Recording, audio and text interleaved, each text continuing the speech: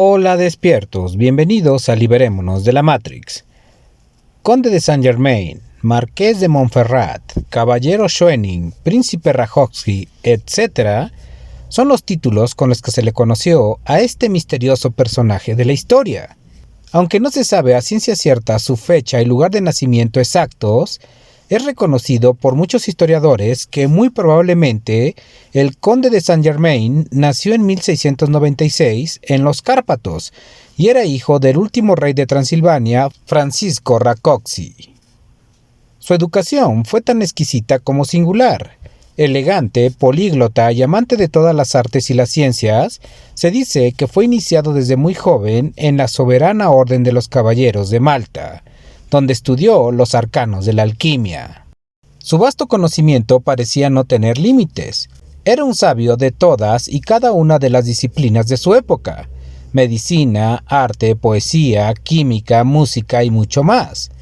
Esto le aseguró ser una figura importante en su época, pero el mito del conde va mucho más allá de la figura de un hombre sabio y honorable.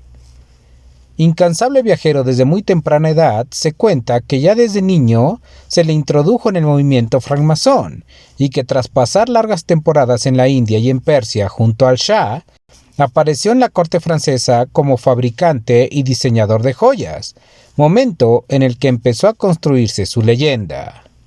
Debido a su gran sabiduría y talento, el conde de Saint-Germain fue una figura fundamental en la Europa del siglo XVIII. De hecho, el conde frecuentaba las cortes europeas, trataba con los reyes y la alta aristocracia. Era muy respetado y admirado por su gran erudición, sus aptitudes y poderes, así como su porte distinguido y su elegancia personal. A pesar de ser una figura respetada por muchos grandes hombres de la época, de la talla de Luis XV de Francia, Catalina de Rusia o Pedro el Grande, la verdad es que se sabía muy poco del conde. De hecho, se desconocía el origen de la gran fortuna que poseía, también su nacionalidad, y ni siquiera se sabía si tenía o no esposa. Se sabía que era ambidiestro, que hablaba una gran cantidad de idiomas y dominaba un montón de disciplinas.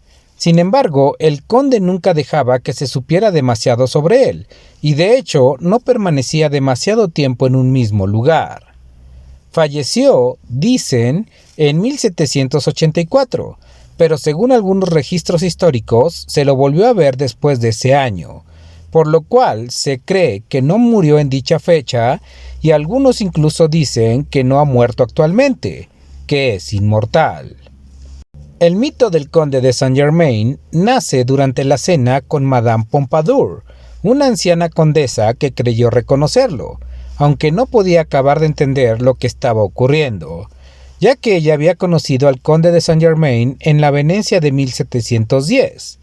El conde se acercó a la mujer para decirle con sencilla naturalidad: «En efecto, señora, yo la conocí a usted en aquellos días, cuando aún era joven y hermosa.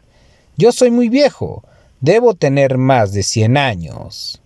Durante su vida, el conde de Saint-Germain se presentó en distintos lugares y además participó en diferentes acontecimientos históricos de los que hay registros históricos.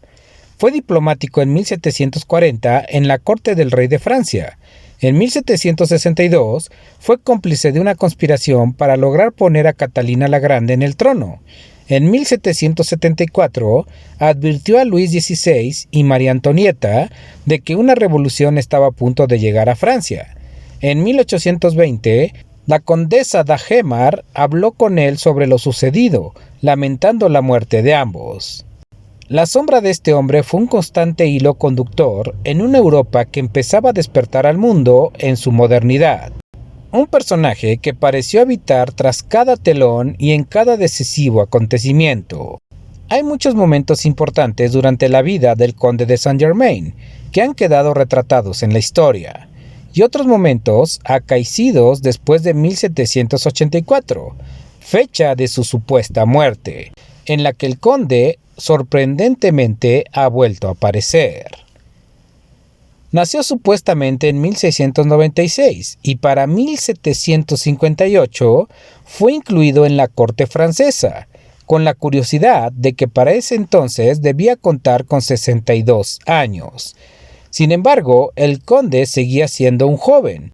Y más inquietante aún, durante su permanencia en la corte, no envejeció lo más mínimo. De hecho, su porte atlético y elegante fue motivo de inquietud para muchas personas, ya que se decía que no comía.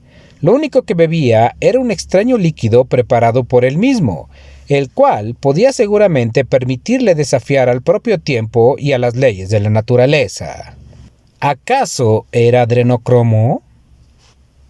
6 años antes de su muerte se le vio en Hamburgo, con un fiel amigo del príncipe Carlos I, una importante figura de la época. Luego, en 1785, un año después de su supuesta muerte, se supo que vivía junto a Franz Anton Mesmer. Y cosa curiosa, ese mismo año aparece como su representante en una convención masona. Pocos datos sobre el conde aparecen en los años siguientes, pero algunos señalan que para 1821 se había cambiado el nombre por el de Mayor Fraser. Para entonces se encontraba colaborando con el movimiento de la teosofía junto a Madame Blavatsky, una de las brujas más famosas de la historia. No se volverá a saber de él en muchos años, pero en 1897 la cantante francesa Emma Clerc dedicó un retrato suyo a su amigo el conde de Saint-Germain. En 1972 apareció bajo el nombre de Richard Chanfray, quien aseguraba ser el mismo conde. En ese entonces convirtió un trozo de oro en plomo con una simple estufa, cuestión que hizo frente a la televisión nacional. Unos años después, en 1983, se supo que este hombre terminó suicidándose. ¿Realmente sería el conde? ¿Sería el fin de la vida de este ser inmortal?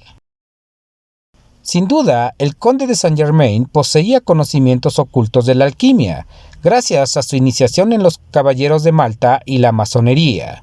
Sin embargo, es muy difícil de creer que realmente poseyera el secreto de la vida eterna, aunque su mito sigue vigente. Desde mi perspectiva, el conde de Saint-Germain pudo haber sido lo que se conoce como un jinn, un dios menor o un extraterrestre, ya que curiosamente estuvo en todos los eventos que marcaron los cambios importantes para la Europa del siglo XVIII. Recordemos que estos jinns, dioses menores, extraterrestres o como quieran llamarlos, han existido y se han manifestado a muchos hombres a lo largo de la historia, y de esto hay muchísimos ejemplos. Solo basta leer el libro La granja humana de Salvador Freixedo para darnos cuenta la gran cantidad de apariciones que tienen estos seres a los que les gusta interactuar con los humanos. Sin embargo, el conde de Saint-Germain parece haber ido mucho más lejos, ya que movió los hilos de Europa para llevarla a su modernidad. Sin embargo, esta es solo una teoría. El conde de Saint-Germain, un misterio del que se puede culpar a la historia y sus datos inexactos, o quizá, y solo quizá, el primer hombre inmortal de la historia. ¿Ustedes qué opinan? Hasta aquí dejo este videoprograma, como siempre recordándoles que mi nombre es Leonardo, y nos vemos en la próxima.